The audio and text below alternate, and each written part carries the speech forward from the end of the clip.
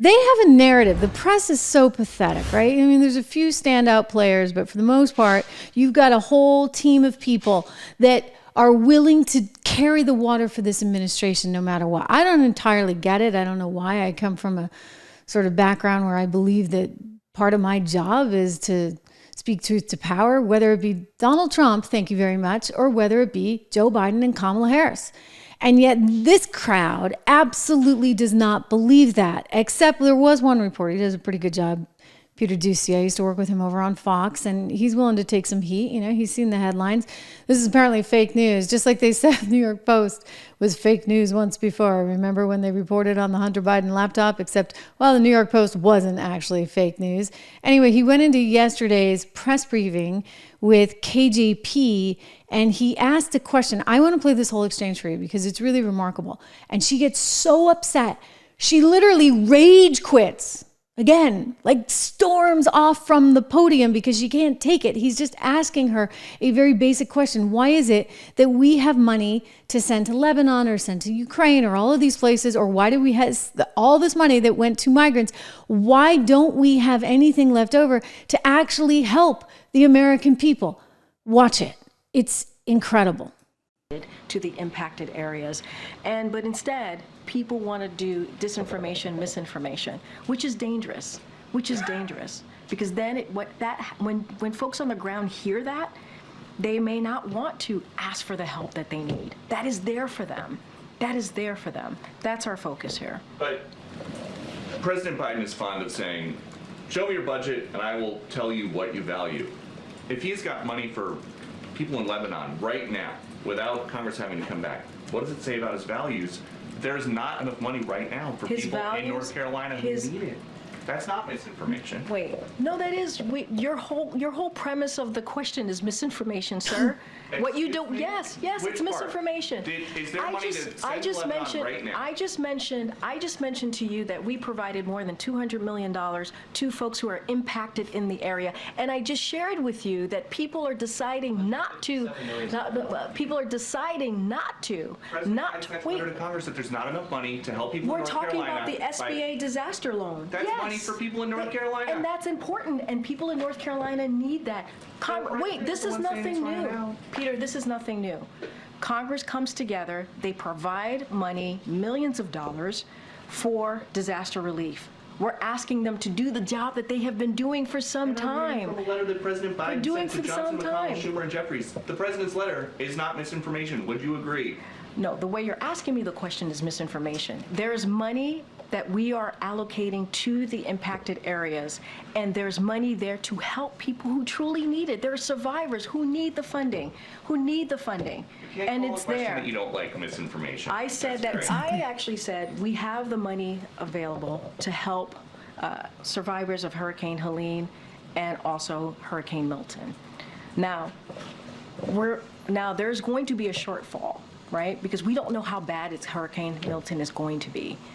And so we're going to need additional funding. That's exactly what I just asked about. And you said it was misinformation. Yes. What you're asking me is why Congress needs to come back and do their job. That's what you're asking me. Congress needs to come back and do their job and provide extra assistance, extra funding to disaster relief. In other words, she wants to twist around everything. Think about that. If you don't agree with their point of view, you're part of the problem. You are misinformation, disinformation, and we need to squash it right now. That's what Congress needs to do, and we're going to continue to urge that. You may not want that, but that's okay. That's what this president wants, and that's what the vice president wants. Thanks, everybody. Wow. And off she goes, ladies and gentlemen. KJP has had enough. She storms out of there. I mean, that's really unacceptable. Look, I get it. Like, people have said to me before, would you do that job? And I've had people talk to me about that job. And I've always said, you know what, I just actually couldn't ever do that job because I'm just too honest. I really, really am. And I would have a really hard time trying to spin something. I'm not very good at spinning. I have a very strong habit of speaking my mind and not necessarily caring about the consequences, which occasionally gets me into a little bit of trouble, as you've seen. And you know what? You're not always going to agree with me. And sometimes I even change my mind. But it's my point of view. And the reason I'm just going to say for a second, I kind of pity her, is that I don't think she has her point of view. And you're not supposed to have your point of view in that particular job. You are doing the bidding of the president, which means the establishment, the team that wants whatever message communicated. And that's what you have to sell. And then it becomes, how good can you sell it? I mean, she obviously does a terrible job. Jen Psaki was a little bit better. I thought Trump's people did a pretty good job, but again, you're selling something, you're spinning something, which is just something that I personally couldn't do, which is why I'm very happy over here. Make sure you subscribe, make sure you like, make sure you share. It's actually really, really, really important to do all that. But I feel for her in that she has to put forward some kind of spin. And so in the old days, remember when Trump would be like, oh, that's fake news? Well, now the left is like, we're just going to have a more sophisticated version of saying fake news, because we can't say fake news because that's his term. So we're going to go with misinformation. How do you like that? Misinformation, disinformation. We don't like what you're saying. It's misinformation. I mean, in Trump's case, it actually was fake news. It literally was fake news. 51X spooks. Think about that. With that darn laptop. I'm still never going to get over that one.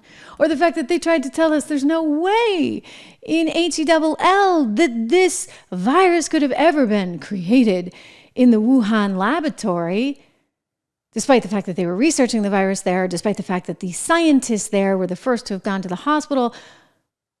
We're going to ignore all those facts, right? Because it doesn't fit with our narrative. And we don't want that narrative. So it's really kind of alarming. I am naive, right, in certain ways, because I'm just sort of what you see is what you get.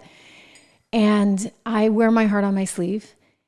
And I don't necessarily think about all the repercussions. I just do what I believe is right. I actually think this is something that Donald Trump does quite well as well. And that's what's scary for the establishment. Just like I'm not going to fit in a box, and you can't put me in a big network where I have to kowtow to everyone. And look, I tried for like 20 years. Okay, I tried different networks. I can't stand it. I really, really can't, because I don't want that sort of tightness around me. And I think he's the exact same way. So he just kind of states the obvious the way he sees it. And establishment be damned. So he'd be kind of a bad press person too. He's his own press person. I get it. He's good at that. But he wouldn't do the best necessarily at that job either. You have to be willing to lie. And lie, she's lying. In fact, I saw some of you guys on the chat here, and you guys are like, she's lying.